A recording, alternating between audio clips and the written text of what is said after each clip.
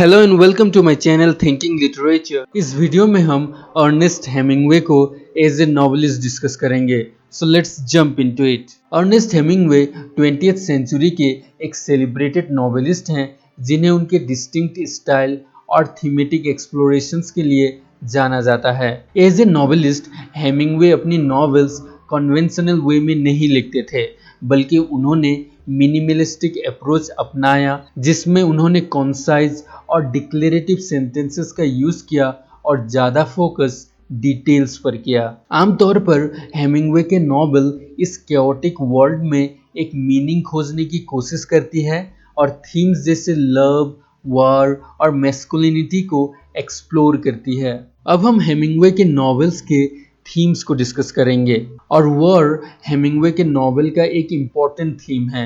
Hemingway war का theme use करके human nature, bravery और वायलेंस का जो इम्पैक्ट था इंडिविजुअल और सोसाइटी पर, उसको एक्सप्लोर करते हैं। और क्योंकि हेमिंग्वे वर्ल्ड वॉर 1 के समय as a ambulance driver war के साथ जुड़े हुए थे, इसलिए वो अपने नॉवेल्स में वॉर को बहुत रॉ और रियलिस्टिकली प्रेजेंट करते हैं। हेमिंग्वे का novel a farewell to arms, जिसका सेटिंग भी वॉर ही है, इस नॉवेल में वॉर का वो डिवास्टेटिंग इफेक्ट लोगों पर कैसे पड़ता है उसको एक्सप्लोर करते हैं। हेमिंग्वे वॉर को कैओटिक, ब्रूटल और सेंसलेस वे में दिखाते हैं, जो कि नॉवेल्स के कैरेक्टर में फिजिकली और इमोशनली बहुत इफेक्ट करती है। नॉवेल का जो प्रोटैगनिस्ट है फ्रेडरिक हेनरी, वो डायरेक्टली वॉर के वायलेंस और डिस्ट्रक्शन को एक्सपीरियंस करता है और उसी के एक्सपीरियंस के थ्रू हेमिंग्वे थीम्स जैसे लॉस, लव और फ्यूटिलिटी ऑफ वॉर को एक्सप्लोर करते हैं। लव भी हेमिंग्वे के नॉवेल का एक इम्पोर्टेंट थीम है। हेमिंग्वे लव को 2 तरीके से प्रेजेंट करते हैं। पहला एज ए ट्रांसफॉर्मेटिव पावर के रूप में और दूसरा एज ए हार्ट ब्रेक और डिसइल्यूजनमेंट के रूप में। हेमिंग्वे अपने नॉवेल्स में रोमांटिक लव से लेकर प्लेटोनिक लव तक को एक्सप्लोर करते हैं और लव जैसे इमोशनल बॉन्ड की वजह से क्या क्या कॉम्प्लेक्सिटीज और चैलेंजेस आती हैं उसे भी प्रेजेंट करते हैं। हेमिंग्वे अपने novel the sun also rises में पोस्ट वर्ल्ड वॉर यूरोप में एक्सपेट्रियट्स के एक ग्रुप के लाइफ्स को प्रेजेंट करते हैं और उनके कॉम्प्लेक्स और उतार चढ़ाव वाली रिलेशनशिप्स को हाईलाइट करते हैं। और इस नॉवेल का स्टोरी जैक बर्निस और लेडी ब्रेट एस्ली के लव स्टोरी के इर्द गिर्द घूमती है। और इस स्टोरी में जैक, जिसने वर्ल्ड वॉर में पार्टिसिपेट किया था, और इसी वॉर के दौरान जैक को एक इंजरी होती है जिसकी वजह से वो इम्पोर्टेंस हो जाता है और वो ब्रेट के साथ कोई भी फिजिकल रिलेशनशिप नहीं कर पाता। और अर्नेस्ट हेमिंग्वे इस सिचुएशन को लेकर एक ऐसी टेंशन और इमोशनल स्ट्रगल को दिखाते हैं जो कि तब क्रिएट होती है जब लव और फिजिकल लिमिटेशंस एक साथ इंटरसेक्ट करते हैं। और इसी तरह से हेमिंग्वे अपने नॉवेल्स में वॉर का जो इफेक्ट लोगों पर है उसको प्रेजेंट करते हैं। अब हम हेमिंग्वे की राइटिंग स्टाइल को डिस्कस करेंगे।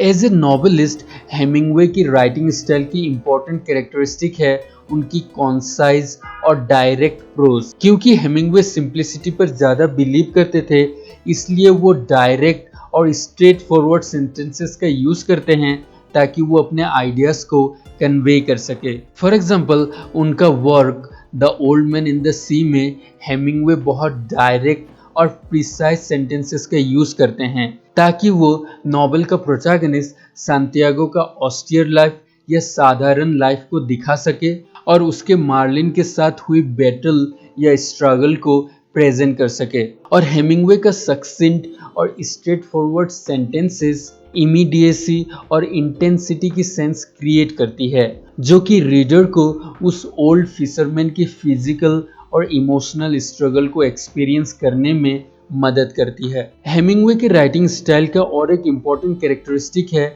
उनका सबटेक्स्ट का यूज करना और अननेसेसरी डिटेल्स को ओमिट या एक्सक्लूड करना। सबटेक्स्ट का मतलब है अंडरलाइंग मैसेज या मीनिंग जो कि डायरेक्टली दिखाया या लिखा नहीं गया है, बल्कि इनडायरेक्टली उसे प्रेजेंट किया गया है, जैसे कि जेस्चर्स, एक्सप्रेशंस आदि। और ये सब टेक्स्ट हमेशा रीडर को टेक्स्ट से जोड़े रखती है या इंगेज करके रखती है। फॉर एग्जाम्पल उनका novel the sun also rises में जैक बर्निस और लेडी ब्रेट एस्ली के रिलेशनशिप को अंडरस्टेटेड कॉन्वर्सेशंस और सटल जेस्चर्स के थ्रू प्रेजेंट किया गया है, और जो अनकही लॉन्गिंग या फ्रस्ट्रेशन है वो रीडर खुद उनके कॉन्वर्सेशंस और सटल जेस्चर्स के थ्रू पता लगाते हैं। अगर हम हेमिंग्वे की इम्पोर्टेंट वर्क्स की बात करें तो वो है the sun also rises, a farewell to arms, for whom the bell tolls, the old man in the sea, to have or have not आदि। सो अंत में हम ये कह सकते हैं कि हेमिंग्वे का कंट्रीब्यूशंस एज ए नॉवेलिस्ट बहुत सिग्निफिकेंट और इम्पॉर्टेंट है इंग्लिश लिटरेचर में।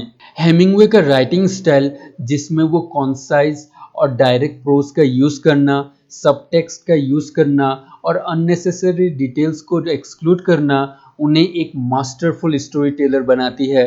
हेमिंग्वे के नॉवेल उनके वाइड रेंज ऑफ थीम्स को एक्सप्लोर करने की एबिलिटी को भी दिखाता है। थीम्स जैसे वॉर, लव, मैस्कुलिनिटी और ह्यूमन कंडीशन आदि। We come to the end of this video. अगर आपको वीडियो अच्छा लगा तो लाइक कीजिए, अगर अच्छा नहीं लगा तो डिसलाइक कीजिए, और अगर नए हैं तो सब्सक्राइब कीजिए।